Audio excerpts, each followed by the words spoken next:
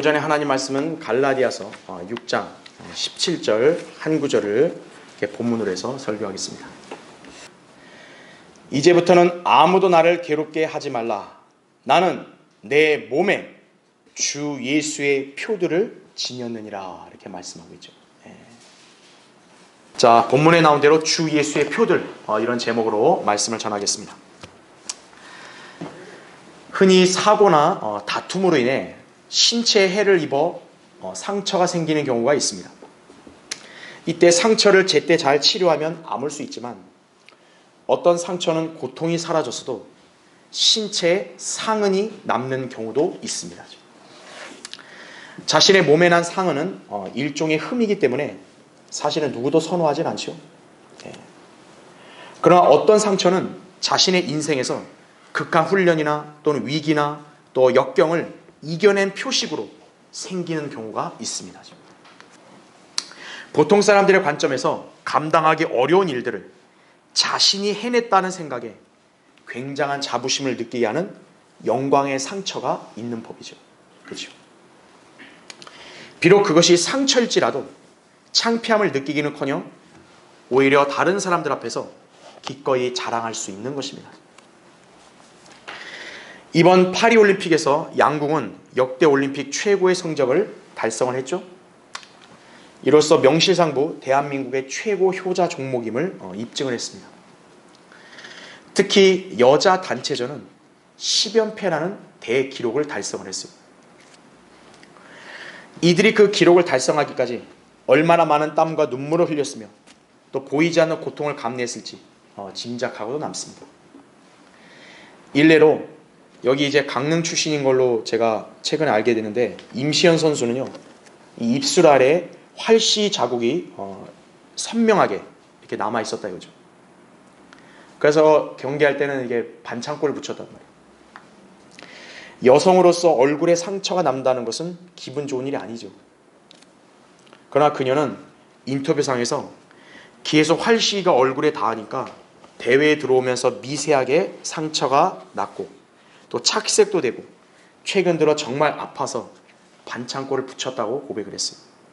그러면서 그래도 자기에게는 이게 영광의 상처처럼 그렇게 남았다고 이렇게 얘기를 했습니다. 그녀에게서 그 상처는 그녀에게 금메달이라는 영광스러운 보상을 받은 바로 표식이었던 거죠. 마크다 이죠. 이처럼 이 생에서의 영예로운 일로 인해 생긴 영광의 상처가 있는가 하면 저 다가올 영혼에서의 영원한 영광에 참여한다는 표식으로 지닐 영광의 상처도 있습니다. 그것은 바로 주 예수의 표들이다 이거죠. 오늘 본문에서 사도 바울은 자신의 몸에 주 예수의 표들이 있다고 당당하게 주장합니다. 그는 자신의 몸에 온갖 형태의 상흔들이 남겨져 있다고 말한 것인데 그것은 바로 고난의 상징이었던 것이에요. 바울은 사역하는 내내 아주 극심한 고난과 박해를 당했습니다. 여러분은 우리가 이제 바울이를 못 보지만 그 당시에 바울의 몸을 봤을 때 어디 성한 데가 있었겠어요? 자, 바울은 자신이 어떻게 고난을 당했는지를 고린도서 11장 23절부터 27절에 자세하게 설명을 했는데요. 저는 여기서 일부를 여러분에게 설명드리면 바울이 이렇게 고백을 해요. 내가 더 많이 수고하였고 매도 헤아릴 수 없이 맞았고 나오죠. 나이 먹어서 매 맞아봐요. 얼마나 수치스러운 일이에요. 그런데 바울이 이렇게 얘기해요. 유대인들로부터 40에 하나 뺀 매를 5번이나 맞았다 이거죠. 그러니까 유대인들한테 195대를 맞은 거죠. 그리고 3번 몽둥이로 맞았고 1번은 돌로 맞았고 이렇게 또 고백을 합니다. 이런 바울의 몸 상태가 어떻겠어요? 그죠? 자, 왜 바울은 이토록 자기 동족에게 미움을 받고 극심한 박해를 당한 것인가요? 그는 유대인들의 자랑인 할례를 전하지 않고 십자가의 복음을 전했기 때문입니다. 그래서 이것이 그들에게 거침이 되었던 것이다 이거죠. 그러니까 여러분 그 갈라디아서 앞에 5장 11절 잠깐 보면요, 바울이 이렇게 얘기를 하는 거예요. 그러나 형제들아, 만일 내가 지금껏 할례를 전한다면 어찌하여 아직도 박해를 받겠느냐? 그랬더라면 십자가의 거침이 그쳤으리라. 이렇게 말씀을 하고 있죠. 네. 자, 할례는 포피의 살을 베어내는 것이기 때문에 분명히 상흔이 남게 됩니다. 그렇죠? 그러나 유대인들은 그것이 아브라함의 자손이라는 언약의 표이기 때문에 그 할례의 상흔을 보고 매우 흡족해하며 우쭐했을 것입니다. 창세기 17장 9절부터 14절 보면 할례는 언약의 표예요. 여러분, 포피의 살이 베어냈으면 상처가 있겠죠. 근데 유대인들은 그게 순간 아팠어도 그걸 자랑스러워하는 거죠. 아, 우리는 바로 하나님이 택하신 아브라함의 자손이다 이거예요. 그런데 바울이라는 자가 등장을 해가지고 그런 할례는 무익하다고 이렇게 얘기하면서 예수 그리스도를 믿음으로만 의롭게 된다고 전파를 하니 유대인들에게는 마치 자신들의 자부심이 부정당했다는 인상을 지우기 어려웠을 것이에요. 이게 우리의 영광의 표식인데 이건 무의미하다고 얘기하니까요. 이 때문에 그들은 바울을 시기하고 어떻게든 그의 사역을 방해하려고 했던 것입니다. 그래서 몽둥이로도 막 패고 그런 거예요. 그러나 사도 바울은 어떤 박해와 고난이 닥쳐와도 예수 그리스도와 복음 또 진리를 위해서 기꺼이 박해를 받음으로 인해 자신의 몸에 상처가 나는 것을 주저하지 않았습니다. 오히려 자기 몸에 난 상처야말로 자신이 그리스도의 진정한 종이라는 점을 나타내는 표라고 여겼던 것이. 이처럼 그리스도인이라면 예수 그리스도와 진리를 위한 고난과 박해를 상징하는 영광의 상처가 있어야 한다 이거죠. 여러분은 반드시 주 예수의 표들이 있어야 한다 이거죠. 물론 이것은 바울처럼 꼭 육체의 상처들이 있어야 한다는 말은 아닙니다. 다만 그리스도인이라면 꼭 지녀야 할 표들이 있다는 것이, 마크가 있어야 되는 거예요. 저 사람이 그리스도인이다. 다른 사람들이 그거를 쉽게 분별할 수 있는 마크가 있어야 한다 이거예요.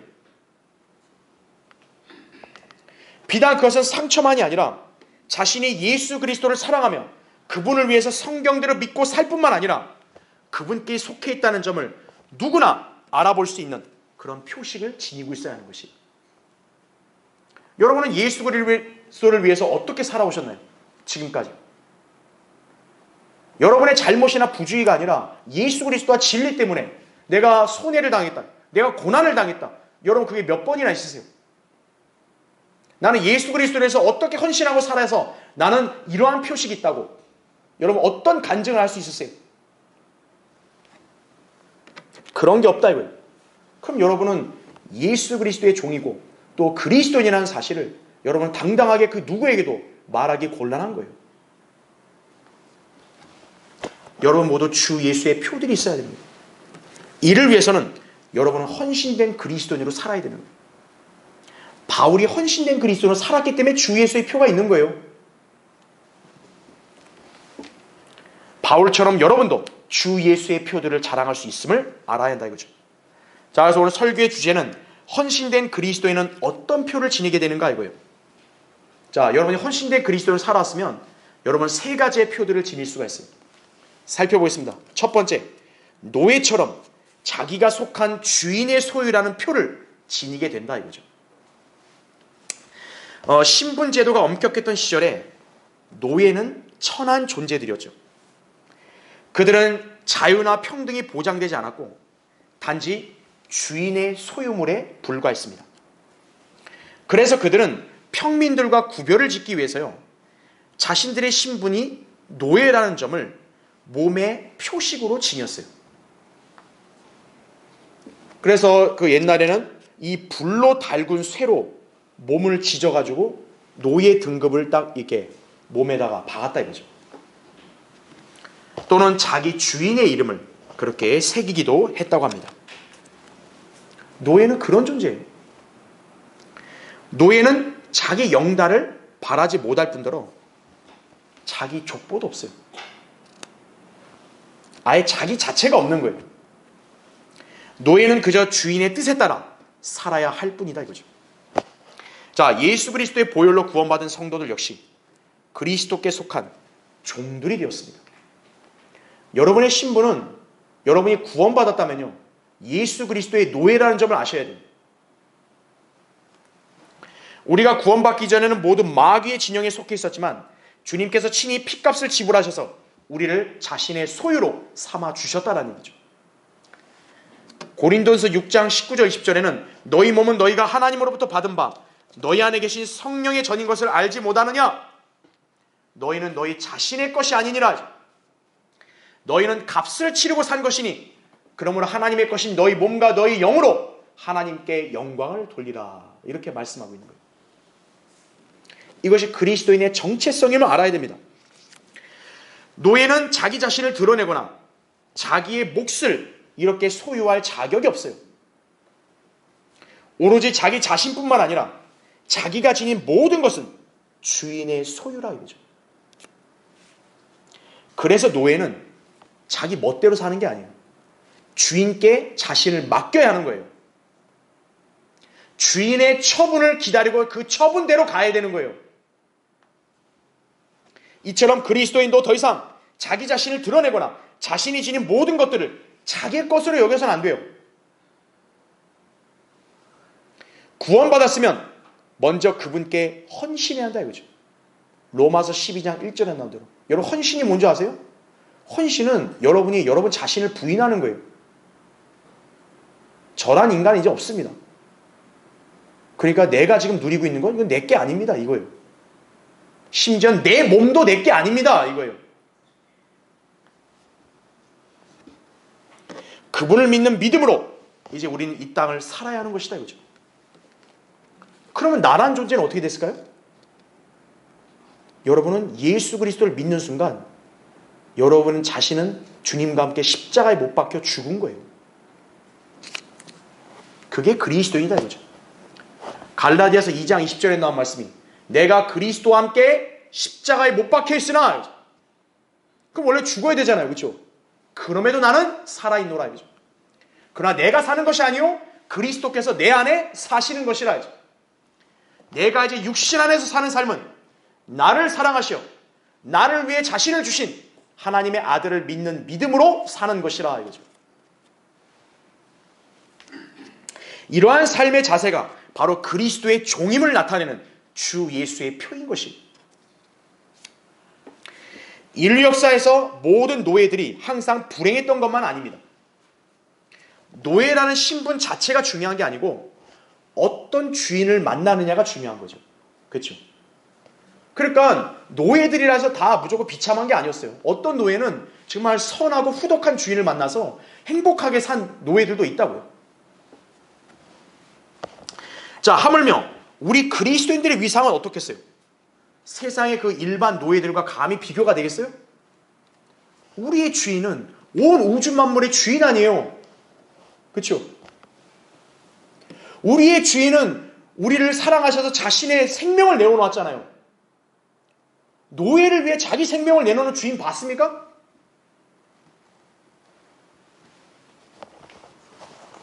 주님은 자신의 피값으로 우리를 모두 사신 거예요. 우리는 하나님의 소유가 된 거예요. 자, 우리는 하나님의 종들임에도 불구하고요. 그런데 하나님께서 우리를 그분의 자녀들로 삼아주셨고 그분의 유업에 동참하는 영광을 보장해 주셨다는 얘기죠. 노예인데도 아들인 거예요. 갈라디아서 4장 7절에는 그러므로 너는 더 이상 종이 아니오 아들이니 아들이면 그리스도를 통한 하나님의 상속자니라 말씀하는 거죠. 노예는 아무것도 없는 존재인데 위대한 주인이신 하나님의 유업을 상속받는 거예요. 그게 그리스도의 종이라고요. 특히 그리스도인이 신실하게 주님을 섬기면 유업의 상을 주께로부터 받게 된다고 골로새서 3장 24절에 말씀하고 있다죠. 그러므로 예수 그리스도의 노예인 그리스도인이 되었다는 것은 실로 영예롭다는 사실을 여러분 잘 아셔야 되는 겁니다. 자, 주님께서는 우리가 그분의 종이요 일꾼으로 신실하게 믿고 섬길 때 우리가 그분의 소유임을 드러냄으로써 많은 사람들로 하여금 독특한 백성이 되게 하십니다. 그리스도인이요 세상 사람같이 평범하게 살면요 그 사람은 지금 하나님의 뜻을 거스르고 있는 거예요. 그리스도인은 세상이 볼 때 별난 존재로 톡톡 튀어야 돼요. 베드로전서 2장 9절, 디도서 2장 14절에 나온 말씀이라죠. 사람들이 그런 우리를 보면서 저런 사람들이 그리스도인이구나, 이렇게 분간할 수 있어야 되는 거예요. 저렇게 사는 게 하나님을 믿는 거구나, 이거예요.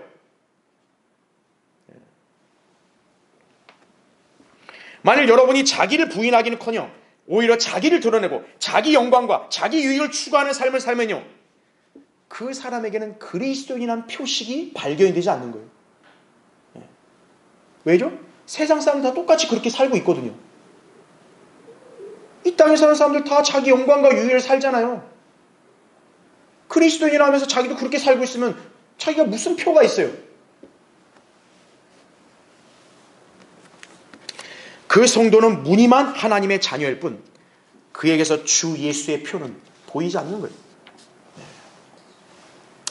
자, 오래전의 이야기인데요. 스코틀랜드의 숲속 한 동네에 강아지 한 마리가 나타났습니다.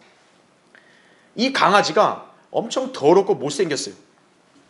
그리고 오랫동안 길을 잃고 헤맸던지요, 강아지는 굶주림에 거의 죽어가고 있었다고 합니다. 처음에 사람들은 이걸 보고 별로 신경 안 썼는데, 자, 어느 순간이요, 사람들이 이 강아지 목에 달린 그 이름표를 주목을 하게 된 거예요. 깜짝 놀란 거예요. 왜 그러냐? 아마도 이제 이 사람들은 그 이름표를 보면서 주인의 이름이 있을 거라고 생각해서 봤는데, 자, 뭐라고 돼 있냐? 이 개의 이름이 밥스예요, 밥스. 그리고 그 밑에는 이런 작은 글자들이 새겨져 있었다고 합니다. 나는 이 나라 왕에게 속했습니다. 다시 말하면 그 개는 출신 배경이 어디예요? 왕궁인 거예요. 그는 왕의 강아지였던 거예요. 왕이 소유하는 강아지. 사람들이 놀라서 경찰에 신고를 했고, 이 강아지는 잘 보호되어서 다시 주인에게 돌아갔다고 합니다. 자, 이 강아지는 지금 길을 잃고 거의 굶어 죽어서 몰골이 말이 아닌 상태로 있었죠. 왕과도 수백 킬로미터나 떨어져 있는 거기에 버려져 있었죠. 자, 그런 강아지와 이 왕을 연결시켜 준 것이 뭡니까? 이름표죠. 사람이 볼 때 볼품 없어도 이 강아지는 누구의 소유예요? 왕의 소유라는 표가 있는 거예요. 그래서 이 개가 보호를 받은 거죠. 만약 그 이름표가 없었으면 사람들이 이 개를 거들떠 받겠어요? 죽든 말든 그냥 알아서 내버려 두겠죠. 여러분은 뭡니까? 하나님, 위대하신 왕의 소유예요. 사람들이 볼 때 볼품 없어 보여도 여러분은 하나님의 자녀라고요. 우리 그리스도인들은 우주의 왕이신 예수 그리스도에게 속했다는 표를 우린 다 지니고 있는 거예요. 우리 주 예수 그리스도께서 온 우주 만물 주인이시다. 그분의 소유가 된 우리는 마땅히 위대한 주인을 기꺼이 섬기며 함께 고난의 길을 따라가야 한다 이거죠. 나 저 길이 힘들어요. 그래서 주인하고 멀어지면 어떻게 돼요? 그건 자격이 없는 거죠. 주인이 고난의 길을 간다 이거예요. 그 종도 고난의 길을 따라가야죠. 그가 자신이 그리스도인이라는 생각을 얼마나 많이 하면서 그분을 정말 열심히 믿고 섬기며 살아왔는지를 여러분은 각자 점검해야 돼요. 그동안 미진했다 이거예요. 그동안 부족했다 이거예요. 그동안 나는 주님의 소유에서 멀어지고 마치 나 자신이 사는 것처럼 살아왔다 이거예요. 그러면 이제 돌이켜서 그분께로 나와서 진리를 따라 더욱더 잘 섬기고 그러면서 주 예수의 표를 더욱 선명하게 새기고 다녀야 한다는 얘기죠. 자, 헌신된 그리스도인은 어떤 표를 지니게 되는가? 두 번째로, 군인처럼 자기가 섬기는 사령관에게 충성하는 표를 지니게 된다는 거죠. 여러분은 충성하는 군인의 표식이 있어야 돼요. 예수 그리스도의 복음을 믿고 구원받은 사람, 이제 그리스도의 군사라는 새로운 신분을 지니게 됩니다. 그래서 하나님의 진영에 소속된 군인이 되어서 저 반대 진영인 마귀와의 영적 전쟁을 치르는 삶을 우린 다 살아야 한다 이거죠. 군인은 전쟁에서 싸워 이길 수 있도록 강인한 체력, 정신력, 전투력 등을 겸비해야 되기 때문에 극심한 고난과 역경을 훈련을 통해서 잘 감내해야 되는 거예요. 이처럼 그리스도인도 어때요? 예수 그리스도의 훌륭한 군사로서 고난을 견뎌낼 수 있어야 된다고 디모데후서 2장 3절에 말씀하고 있는 거예요. 하나님은 우리 자녀들을 그냥 우쭈쭈 하시는 분 아니에요. 아유 이거 너무 약간 우쭈쭈 이런 분 아니에요. 하나님은요. 하나님은 자녀들을 강인하게 훈련시키고 연단하시는 거예요. 그래서 고난도 주시는 거예요. 떼쓰면 안 된다고요. 징징대면 안 되는 거예요. 어느 부대이든 군대에는 최고의 지위를 가진 대장이 존재합니다. 여러분, 군인에게 요구되는 건 뭐예요? 절대 복종에 따른 충성심이에요. 군대는 상명하복이죠.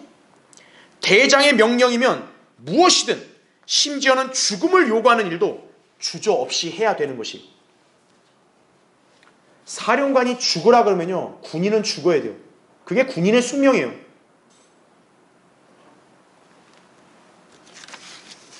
그게 군인의 표라고요. 그래서 군인은 결코 자신을 위한 안위와 편안함을 추구할 자유가 없는 거예요. 그래서 우리도 군인을 사람을 안 치잖아요. 그 이유가 그거예요. 군인은 일반 사람이 아니에요. 사령관의 뜻이라면 군인은 절대 복종하며 어떤 역경이나 위험이 닥쳐와도 그대로 따라야 되는 거예요. 이것이 충성된 군인으로서의 표식이다 이거죠. 자, 이처럼 그리스도인은 모두 하나님의 진영의 사령관이신 주 예수 그리스도의 명령에 따라 우리 모두 실행해야 한다 이거죠. 주님께서 여러분 각인을 향해 어떤 뜻을 갖고 계시든지 또 여러분 자신에게 무엇을 명령하시든지 여러분은 거기에 이의를 제기하거나 거부할 권리가 없어요. 하나님이 여러분에게 이런 뜻을 비춰주고 이렇게 명령하셨는데 그건 저하고 안 맞아요. 전 안 할래요. 여러분은 그렇게 말할 자격이 없는 거예요. 상명하복의 정신으로 성도는 하나님께 복종을 해야 되는 것이. 그래야 성도는 자신의 대적인 마귀를 물리칠 수가 있는 거예요. 야고보서 4장 7절에 이런 말씀이 있죠. 그러므로 하나님께 복종하라. 마귀를 대적하라. 그리하면 그가 너희로부터 도망하리라 말씀합니다. 군인에게는 늘 고된 훈련, 수고, 고통이 따르죠. 그 이유는 그러한 과정을 통해서 군인이 더 강해지고 충성을 바쳐서 국가를 위해 싸울 수 있으며 종국에는 승리할 수 있기 때문에 그런 거예요. 그래서 군대 가는 건 놀러 가는 게 아니잖아요. 정말 마음의 각오를 하고 가는 거죠. 자, 주님께서는 그리스도의 군사들인 우리에게도 다양한 형태의 훈련들과 고통들을 허락하셔서 우리를 연단하신다는 점을 아셔야 됩니다.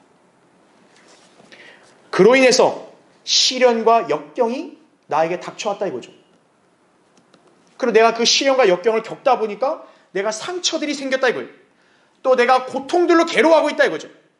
여러분 각인의 인생에 다 그게 있을 수 있어요.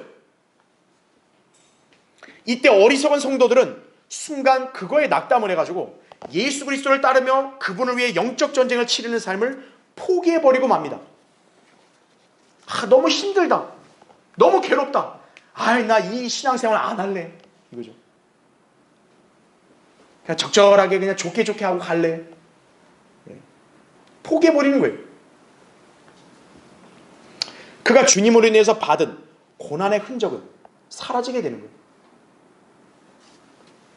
그에게서 결코 주 예수의 표는 발견되지 않는다 이거죠. 그러나 신실한 성도들은 주님을 위해 받는 이 고난들도 인내로 견뎌내며 마침내 승리하여 주님께 영광을 돌리게 됩니다. 그들은 오직 대장이신 예수 그리스도를 바라보며 그분을 위해서 그런 고난들을 감당할 수 있습니다.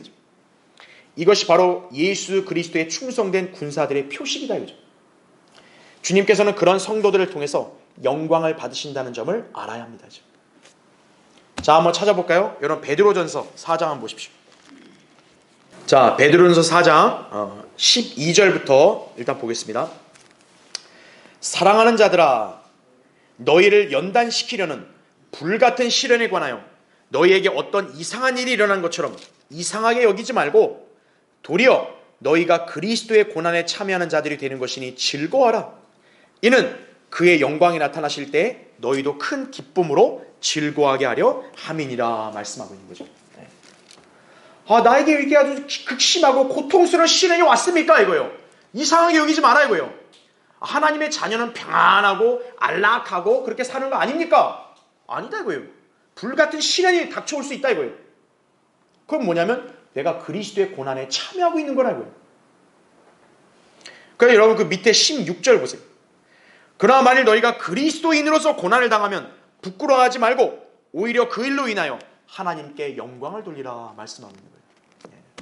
이게 바로 헌신된 그리스도인이 보일 수 있는 충성이란 표예요. 군인은 결코 겁쟁이나 비겁자가 되어서는 안 되듯이요. 그리스도인들도 영적으로 소심하거나 전쟁을 피하려는 비굴한 자가 되어서는 안 돼요. 그거를 자기가 지혜로운 것으로 포장하는 건 그건 자기 착각이에요. 자기의 비겁함과 소심함을 가리려는 그런 위선에 불과한 거예요. 주님의 명령에 따라 깨어있으라, 믿음 안에 굳게 서라, 남자답게 처신하라, 강건하라, 이 말씀대로 살아야 되는 거예요. 고린도서 16장 13절이다 이거죠. 그럴 때 그리스도인들은 주님과 진리를 위해서 마땅히 자신의 생명을 바칠 수도 있음을 알아야 합니다. 그렇기에 암흑시대 동안 우리 믿음의 선배들은요, 기꺼이 순교를 당한 것이에요. 1524년 한창 종교개혁이 발생할 즈음에요, 프랑스의 멜든에서는요, 존 클러크라고 하는 한 그리스도인이 카톨릭의 비성경적인 작태에 대항하고자 교회 문에다 교황은 적그리스도라는 그런 전단을 붙인 거예요. 그 당시에 보통 용기가 없으면 못하죠. 이로 인해 그는 여러 번 채찍질을 당했고요, 이마에는 낙인이 찍힌 거예요. 그런데 이 모습을 보고 있던 어머니, 여러분 그 어머니의 심정이 어땠겠어요? 보통의 어머니라면 괴롭다 못해 이렇게 실신할 수도 있겠는데 이 어머니는 달랐어요. 이렇게 외쳤다고 합니다. 그리스도를 송축하리로다. 그분을 위해서 내 아들이 표를 받는도다. 이거예요. 대단한 여인이죠. 그 어머니의 그 아들이죠. 이 난관을 극복해낸 존 클락은요, 로레인 지방의 매치로 이동하여 거기서 카톨릭 형상들을 더 몇 개 부셔버린 거예요. 대단하죠, 그죠? 결국 이로 인해서 이 존 클라크는 오른팔과 코가 잘렸어요. 또 그의 팔들과 그의 가슴은 집게로 찢겨졌어요. 그러면서 이후에 그는 화형에 처해졌다고 합니다. 여러분이 이 존 클라크를 보실 때 비참해 보이세요? 믿음 없는 육신적인 사람이 볼 땐 비참해 보이겠죠. 하나님의 관점에서는 영광스러운 상처를 입고 주님 곁으로 간 충성스러운 군인이었던 거예요. 우리 믿음의 선진들과 같이 이 사람은 죽기까지 신실하라, 계시록 2장 10절의 명령을 그대로 따른 충성된 그리스도인이었던 것이에요. 주님을 향한 신실함과 복종의 표식이다 이거죠. 자, 여러분은 예수 그리스도의 군사로서 주님을 위해 어떤 길도 마다하지 않고 그분을 따르며 진리를 위해서 싸울 준비가 되셨습니까? 그렇다면 이제 자신이 아니라 예수 그리스도를 위해 사는 사람들임을 알고 그분의 말씀에 순종하는 충성된 군사들이 되어야 되는 것이. 여러분, 신실하다는 단어는 충성스럽다는 말과 같이 쓸 수 있는 겁니다. 충성스러운 사람은 이렇게 변하지 않는 거예요. 변질되지 않는다 이거죠. 이것이 그리스도의 군사로서 지녀야 할 주 예수의 표임을 우리 모두 기억해야 할 것입니다. 그가 모든 사람을 위하여 죽으신 것은 산자들이 이제부터는 더 이상 자신들을 위해 살지 않고 자기들을 위하여 죽었다가 다시 살아나신 그분을 위하여 살게 하려는 것이라 이거죠. 고린도서 5장 15절 말씀인 거죠. 자, 헌신된 그리스도인은 어떤 표를 지니게 되는가? 세 번째, 열성 많은 성도처럼 주님의 경배자로서의 표를 지니게 된다 이거죠. 여러분은 경배자란 표를 가지고 있어야 돼요. 하나님께서는 온 우주 만물을 창조하시고 주관하시는 위대하신 분이시기에 마땅히 모든 피조물들로부터 경배와 찬양을 받으셔야 합니다. 그러나 아무나 하나님께 받아들여지는 경배를 드릴 수 없습니다. 경배를 드릴 자격은 오직 영과 진리로만 드릴 수 있는 거예요. 요한복음 4장 24절에 하나님은 한 영이시니 그분께 경배드리는 자들은 영과 진리로 경배드려야만 하리라 말씀하죠. 하나님은 영이시기에 성령으로 거듭난 영적인 하나님의 자녀들만이 경배를 드릴 수 있습니다. 그리고 진리로 드려야죠. 여기서의 진리는 하나님의 말씀이다. 요한복음 17장 17절. 말씀에 근거하여 진실한 마음으로 드릴 때 하나님께서 받으시는 것이다. 이 두 가지를 배제해 놓고 자기가 하나님 앞에 뭐 예배를 드린다고 그렇게 하는 것은 하나님과 아무 관계가 없는 그냥 종교 의식이에요.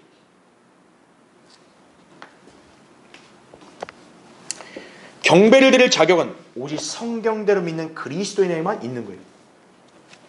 왜냐하면 우리는 다 영이 거듭난 자녀들이고 진리의 말씀이 있잖아요. 다른 교회들은 대다수가 영이 거듭나지 않은 사람들이고 그리고 진리의 말씀이 없어요. 그런 사람들이 무슨 수로 하나님 앞에 예배를 드리죠? 그런 사람들을 우리는 카인의 후예들이라 부르는 거예요. 카인의 후예들. 여러분, 카인이 얼마나 종교생활 열심히 했어요. 열성적으로. 그러나 카인의 종교는 하나님께 전혀 받지 않으시는 거예요. 자, 경배에 대해서 A.W. 토저는 이렇게 말했습니다. 하나님을 경배한다는 것은 우리가 우리 안에 있는 온 힘을 다해 두려움과 경이로움과 갈망과 경외심을 가지고 그분을 사랑한다는 뜻입니다. 다시 말해 우리의 모든 것을 다해서 하나님을 최고로 드높이는 것을 말하는 거예요. 그게 경배예요. 따라서 경배는 하나님께서만이 받을 수 있다. 그죠? 하나님 외에 그 어떤 인간들이 경배를 받으면요, 그건 가증한 죄예요. 실제 성경에 나온 훌륭한 하나님의 종들, 심지어는 천사들도요, 결코 인간들에게 경배를 받지 않았습니다. 사도행전 10장 25절 26절, 계시록 22장 8절 9절에 나온다. 그죠? 오직 주 예수 그리스도만이 경배를 받으셨습니다. 왜죠? 그분이 곧 누구시기 때문에요? 하나님이시기 때문이에요.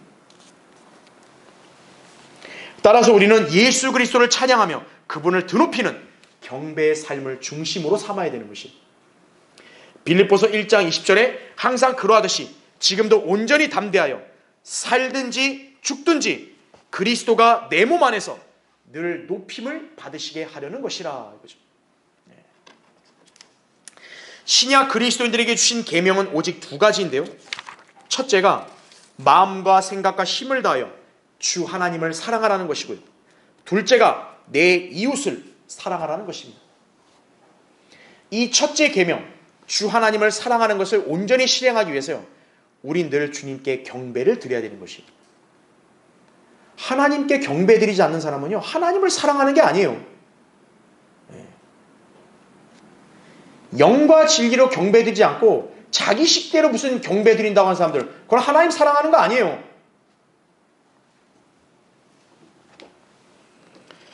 성도들이 이 땅에 존재하는 목적은 무엇을 해도 하나님께 영광을 돌리기 위함이라고 성경은 말씀한다 이거죠. 고린도전서 10장 31절. 하나님께서는 예수 그리스도께서 그분의 뜻에 순종하여 인류의 구원 계획을 완성하셨기 때문에 이제 하나님은 예수 그리스도 안에서 영광을 받으신다고 그렇게 요한복음 14장 13절에 말씀하셨다. 따라서 우리는 예수 그리스도를 드높이고 그분을 찬양하는 경배를 매 순간 우리의 삶 속에 나타내야 된다 이거예요. 일주일에 하루 주일날 여기 딱 1시간 와서 예배 드리고 그렇다 해서 그 사람이 경배자 되는 거 아니에요.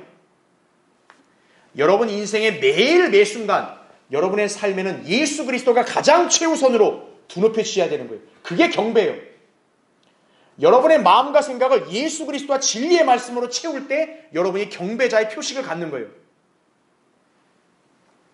딴 생각하고 있고 딴 데 마음이 정신이 팔려있다. 그래서 경배자로서 자격 박탈이에요.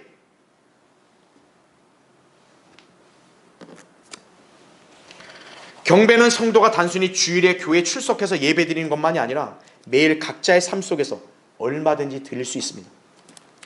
일단 성도들이 주님께 기도하는 것, 그것도 일종의 경배예요. 왜냐하면 기도를 통해 우리는 하나님을 온전히 드높이고 그분을 찬양하기 때문입니다. 여러분 기도할 때 냅다 하나님 주세요 이런 사람 없어요. 기도 처음에 어떻게 시작해요? 위대하신 하나님, 전지전능하신 하나님 아버지, 거룩하신 하나님 아버지, 하나님을 드높이고 시작한다 이거죠. 그래서 경배예요. 기도도. 그 외에도 말씀과 개인적인 찬송을 통해 주님과 교제하는 것도 경배의 생활이 될 수 있다 이거죠. 결국 그리스도인들은 말씀과 기도를 통한 주님과 이 교제를 통해서 그분께 경배를 드릴 수가 있는 것이다 이거죠. 따라서 그리스도인들의 개별적인 삶에서의 이 같은 영적 생활이 경배자로서의 표를 상징하는 것임을 알아야 되는 거예요. 여러분 그 표가 지금 있으세요? 그거 없이 그냥 평소는 나는 세상 사람과 똑같이 살아왔나요? 그럼 여러분은 그 표가 없는 거예요 지금. 외국의 어떤 목사가 퀘이커 교도들이 진정한 예배를 드린다는 말을 듣고요, 이거를 배우려고 이 사람들에게 찾아갔어요. 그런데 아무리 기다려도 이 사람들은 기도만 하고 예배를 시작하지 않자 언제 예배를 시작하느냐고 이 목사가 옆 사람에게 물었어요. 그러자 뭐라고 얘기했냐? 우리의 예배는 이 예배당을 나가는 순간부터입니다. 그렇게 얘기한 거예요. 여기서 1시간 드린 것으로 당신이 경배자다? 그런 말 하지 마라 이거예요. 성도의 진정한 예배와 경배 생활은 교회 안에서만이 아니에요. 나가는 순간부터 진정으로 시작되는 거예요. 자, 이와 유사한 이야기로 에드가 프랭크는 크리스찬 센츄리지에요 재단이란 제목의 시를 발표했던 적이 있어요. 자, 이 시에는 뭐라고 글귀가 있냐? 내가 아는 어떤 이는 공장 작업대를 늘 재단으로 생각하였고, 어떤 이는 상점 계산대를, 어떤 이는 사무 보는 책상을, 또는 부엌 조리대를 거룩한 장소로 삼았다 이죠. 평범한 환경이 길가의 성전이 되어야 하리라 이거죠. 거룩하고 웅장한 그런 교회 건물 거기 안에만 예배당일까요? 거기만 거룩할까요? 여러분의 삶의 터전이 하나님의 경배자로서 거룩한 그런 상태가 되어야 된다 이거예요. 자, 오늘날 교인들이 드리는 형식적인 경배, 이게 얼마나 잘못된 것인지를 확연하게 볼 수 있죠. 오늘날 하나님을 믿는다고 자처하는 자들은 경배를 단지 교회에 출석하는 것으로 여기고 있다 이거죠. 그들은 형식적인 기독교인들일 뿐 결코 그리스도인들이 아니고요, 참된 경배자들도 아니에요. 특히 그들이 들고 있는 성경은 신령과 진정으로 경배드리는 거예요. 그게 뭐예요? 신령과 진정. 카인의 열성과 똑같은 거예요. 그래서 새벽까지 나가려고 하는 거예요. 금요일 밤까지 나가려고 하는 거예요.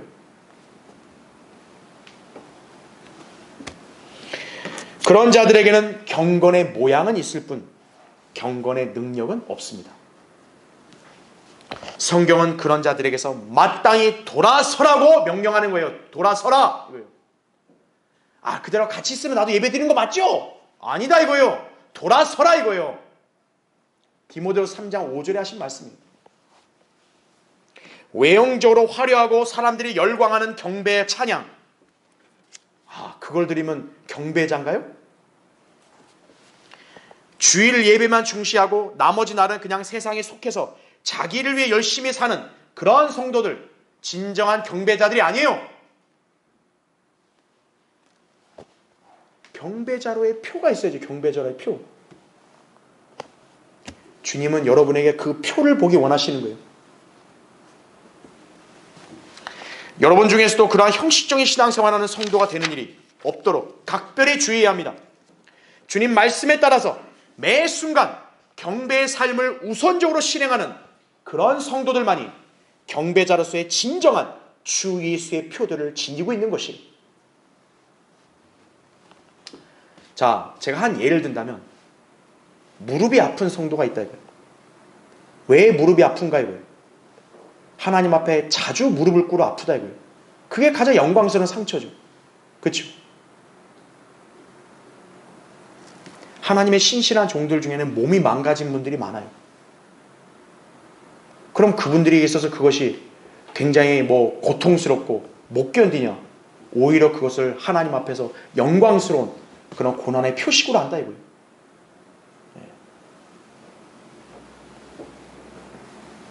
그게 바로 진정한 주 예수의 표다 이거예요. 여러분도 그러한 표가 있어야 되는 거예요. 나는 주님과 너무 오래간 너무 친밀한 교제를 누리며 살아왔다 이거예요. 나는 이러이러한 고통도 있고 또 이러이러한 손해도 당했다 이거예요. 그게 진정한 표다 이거죠. 그러한 성도들을 주님께서 인정하심을 잘 알아야 한다 이거죠. 자, 결론을 맺겠습니다. 아도니람 저드슨, 미얀마의 복음 전도자로서 말할 수 없는 고난을 겪었습니다. 그는 약 17개월 동안 아바 감옥에 갇혀서요, 배고픔과 고독에 시달려야 했고요.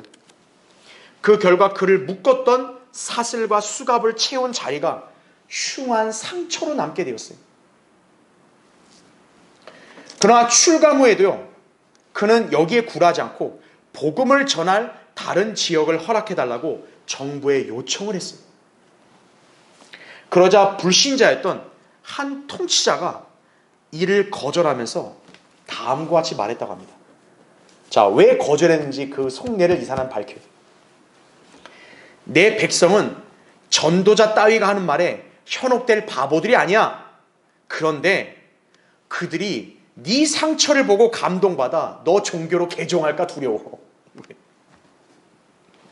그래서 너한테 허락 안 해주겠다 이거예요. 자, 아도니람 저드스는 바로 이 표를 지니고 있는 거예요. 그야말로 진정한 예수 그리스도의 종이다. 무슨 표식으로 그걸 이렇게 얘기할 수 있냐? 바로 이 표식이다 이거예요. 나의 흉한 상처를 보라 이거죠. 인간들은 누구나 가치 있는 인생을 살기 원하고 있죠. 세상은 그러한 인생을 남들이 볼 때 부러워하고 성공하는 삶을 사는 것으로 판단합니다. 아까도 제가 예를 들었던 그 올림픽 금메달리스트, 이 상처, 자기에겐 영광의 상처겠죠. 그렇죠? 또 6.25전이나 월남전에 참전했던 그분들도 영광의 상처가 있겠죠. 그렇죠? 뿌듯할 거예요. 그런데 하나님 앞에서는 그것은 무가치하다 이거죠.